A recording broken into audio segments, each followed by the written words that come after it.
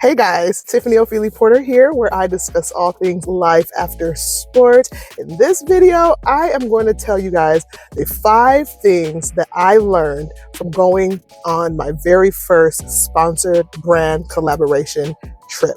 That's right, I was invited to go to Minneapolis, Minnesota, and it was a brand trip with Midwest Dairy, with Undeniably Dairy, which is kind of their consumer-facing aspect of their brand, as well as the marketing team, Sway Group, as well as dietitians and other influencers on their team.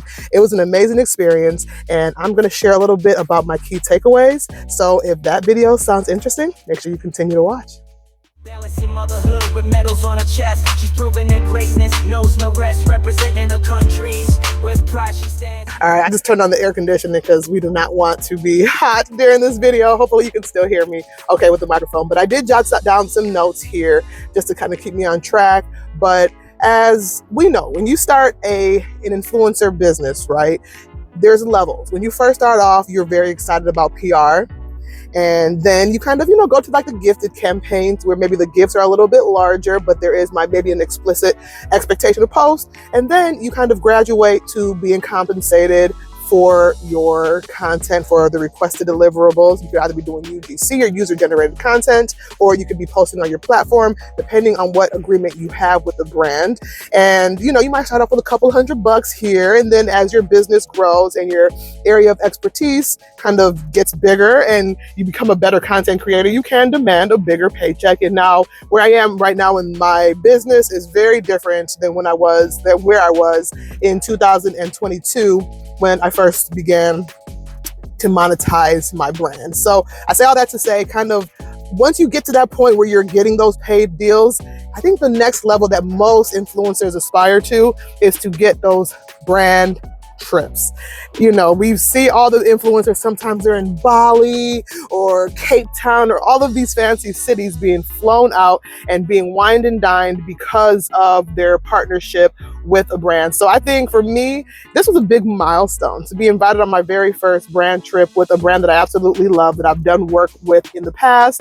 Just kind of shows the trajectory and kind of the progression in my business. So I was really excited about the trip, and I definitely did learn a lot. So I think number one key takeaway that I learned from going on this trip is the business behind brand collaborations. Now, by the time you do start getting these brand deals, you already kind of understand that it's a business. You understand that it's a transactional experience where you have a brief and they tell you these are the deliverables, these are the key campaign messaging, this is the timeline, this is the expectation, and all of these things. And then more often than not, you will agree upon compensation, and you would then get paid for your efforts, and you'll set analytics. There's a lot of things that go into the business aspect of influencer marketing, but I think taking it to the next level when you go on that brand trip, you just get a better appreciation for the brand. So I think you'll see firsthand how they do structure these partnerships, from expectations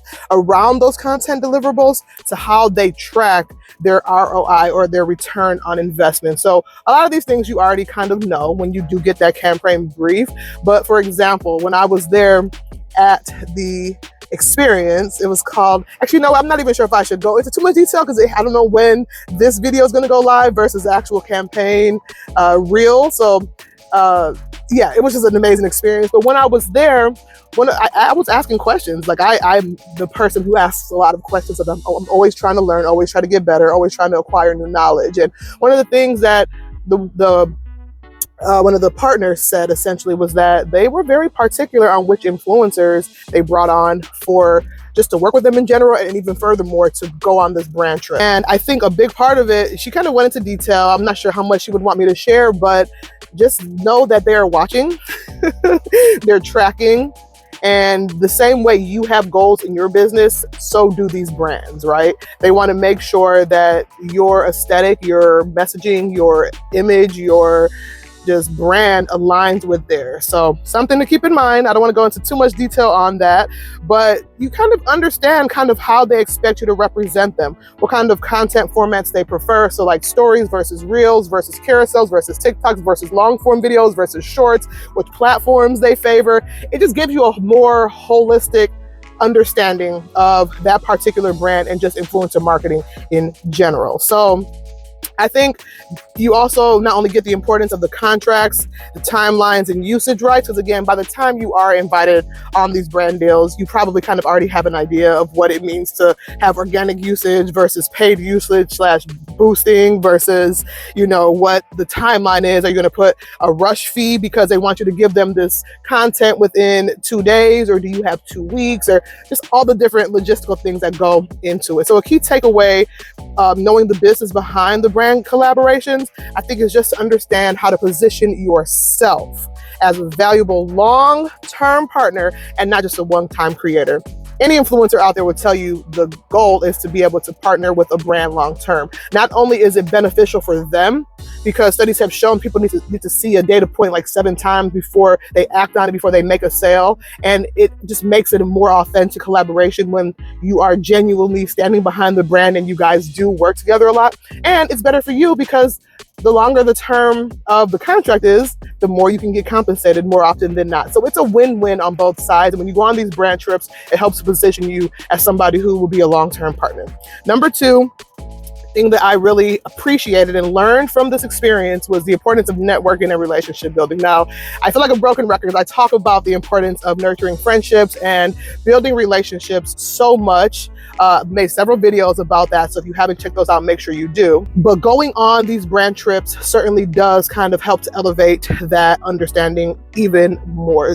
These brand trips are more than just content creation, okay? They're also about relationship building. You meet the brand reps, the PR professionals in person, and you're able to put a name to a face. So that person that you've been emailing for the last 6-7 months, going back and forth about negotiations, going back and forth about expectations, about the briefs, and all the things I mentioned before, you finally get to see, oh, that's what you look like. Oh, so nice to finally meet you in person, because it's one thing to meet somebody virtually and a whole different level of intimacy to meet them in person. So I really appreciated being able to see the faces behind the brand and the faces behind the marketing company that represents the brand, because like I mentioned, they didn't only just have the brand, they had the marketing reps that they are going through to find the influencers. They have the influencers that were there, and they also had dietitians and experts in the field, because again, it was a collaboration with Midwest Dairy, and having nutritionists there to kind of give their expertise and to understand the brand even further just shows kind of the whole big picture that they wanted to have with this experience. So I certainly appreciated that, and I also appreciated being able to connect with other influencers. That can lead to collaborations, that can lead to referrals, and ultimately having both of those can lead to the growth of your business. So sometimes you just never know what seeds are being planted, and just having these opportunities, taking advantage of them, and showing up and showing out when you go on them can make such a difference. So a key takeaway from this point is that these relationships often lead to more deals than just follower count alone. And I really want to kind of mention that, because I think sometimes people get wrapped up too much in these vanity metrics. I was in that room with influencers who had 300,000 followers / subscribers. I was in that room with people who had 10,000 followers. I have 30,000, or 38, I believe at this point. I'm very proud of the engaged audience that I have, but it just goes to show that sometimes being invited to these rooms and being in these spaces is more than just having X amount of followers. You need to look at it from a holistic perspective. Number 3, I learned the importance of how to create under pressure. Now, that's something that I typically do. Y'all, if you don't follow me on Instagram, Ofili, go ahead. I spend a lot of time in my stories, so I'm always kind of creating on the fly. It's just a part of who I am. I genuinely enjoy the art of content creation, which is another cheat code to actually be able to have this business be sustainable, to actually enjoy what you're doing. But being able to create under pressure, when you're on these brand trips, content is often expected to be in real time, and you'll have to produce quality content, sometimes in unfamiliar environments. We visited a dairy farm. I had never been to a dairy farm before, but I brought my followers along behind the scenes to kind of show them what we had going on.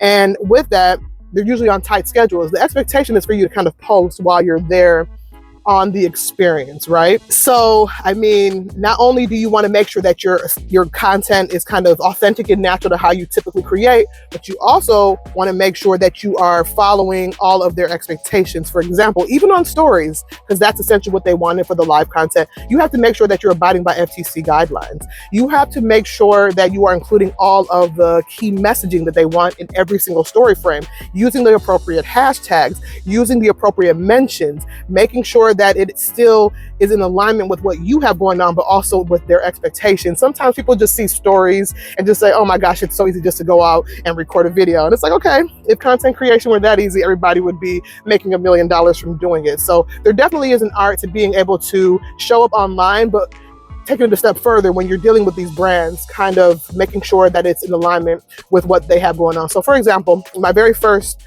story series, I think I included one of the key hashtags, but I forgot to do another one. So one of the women, who was in charge of the marketing, she was so gracious. She said, hey, Tiff, on the next few story slides, please don't forget this hashtag. It's very important. I said, I got you. And then sometimes there's certain things you can go back and add. So you can add mentions after the fact. You can add paid partnership label after the fact. But essentially, you want to make sure these things are occurring kind of in real time and that you are maintaining that creativity at the same time. So, I mean, learning how to stay creative under time constraints really is an art. And I think that's another thing that they look at when they are choosing which influencers to bring on these brand deals. So you will develop that flexibility and those problem-solving skills on the go. If there's something that you don't know, being okay to ask questions, being okay to seek out who's the person that's going to be able to help you answer that question, all of that goes into just being a top-tier influencer. So a key takeaway on this point is that your ability to stay professional and adaptable is just as important to these brands as your aesthetic, okay? Yes, we all want to have this beautiful, glowing, raving content, but you also have to balance that with the professionalism and with the expectation from the brand that you are working with. Next, number 4, you will get a better appreciation of your value in the influencer ecosystem. Now, by the time you are invited on a brand trip, chances are you've worked with brands before, right? Chances are you understand your worth to a certain extent and that you understand that you bring value to this space, right? They wouldn't be asking you to come on this trip if they didn't want you to be there. However, I think going on the actual trip and seeing how they invest in your travel, your accommodation, your food, your just everything that goes into getting somebody to a space, as well as the actual event that they invited you to, as well as the compensation that you're going to get for going and the content that you're going to create from the experience itself, it just shifts your mindset. At least it did for me. It really made me to begin to, I guess, further appreciate my worth. Now, I think a lot of influencers, myself certainly included, when I first started this business, I had a little bit of imposter syndrome, where it was like, oh my goodness, am I really going to charge this brand $500 for a reel that takes me, I won't say 30 seconds, because between the shooting, editing, drafting, caption, reel cover, and all the things that goes into it, it does take time. But even then, at first you're just like, this seems like too much. Why would they pay this much? Until you realize, like, baby, that $500 that you charge, you were severely underpricing yourself. And now, if I'm being honest, I mean, I keep it real on this channel, I wouldn't even accept a brand deal for a reel and they were only having a $500 budget. If I'm being 100% honest, I'm not here to flex. I'm just kind of where I am in my business growth, right? So I say all that to say, essentially, going on this trip definitely does elevate your level of understanding on, no, I bring value to this space. And the same way that I'm here to help build your business, this is helping to build mine as well, because I'm giving you a service that certainly is going to help with your marketing goals, right? So this gives you a better appreciation that your audience and your influence have tangible business value. Period, point blank. There might be people in your life that don't understand what it means to create content. To this very day, people ask me what I do. Depending on the audience and who's asking me, I'll just say pharmacist. Because sometimes, back when I was running track professionally, it was difficult for me to explain what running track professionally meant. They were just like, what are you talking about?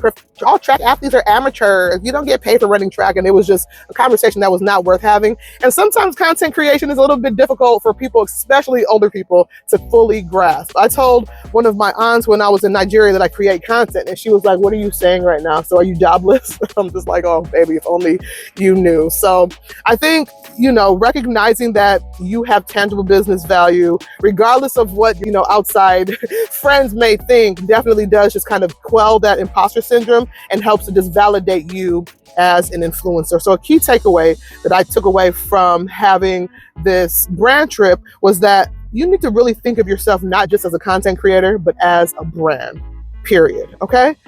Your brand matters, your brand is valuable, and if you're doing what you need to do, your brand will continue to grow. Number 5, one thing that I really learned while going on my very first brand trip was the importance of professionalism, okay?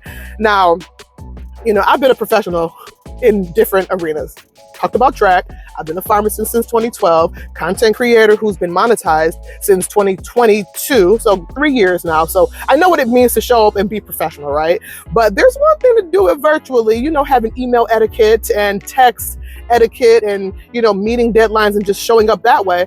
But there's a completely different level that you add when you have to be professional in person, when you are actually there in the flesh and they're watching, are you late for, meeting us in the lobby? Or when you're there, are you moping around? Are you engaged in the actual experience? Because yes, you're a content creator, but there's also a balance between doing that and actually being engaged in what they brought you out here to do.